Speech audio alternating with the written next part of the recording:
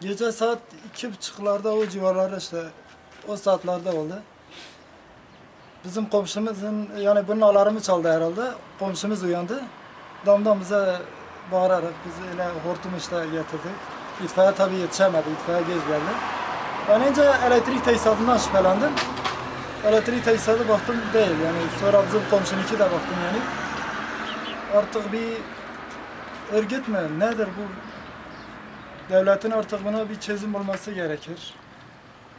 Yani bu araba yakmaktan, bilmem ne yakmaktan, cam kırmaktan böyle bir çare bulunmaz buna.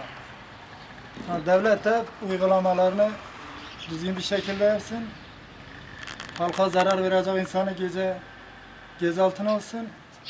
Ortada bırakmasın, parkları kontrol etsin.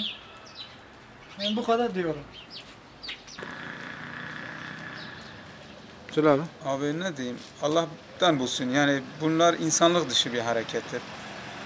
Bunlar insan olmadığına göre ben ne diyeyim yani? Allah'tan bulsun. Ben ne diyeyim? Yani Kim yapmış bunu? Kimin yaptığını düşünüyorsunuz? Kim yapmış olabilir? Kim yapmış? Yani biz terörden şüpheleniyoruz. Başka kim yapmış olabilir?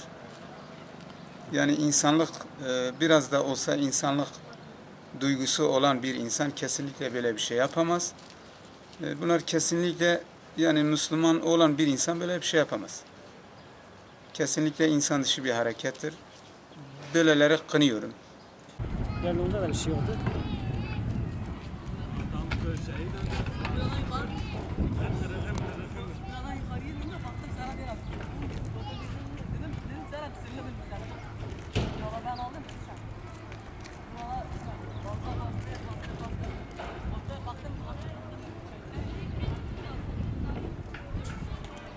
İstersen yakalına gez hoş geldin.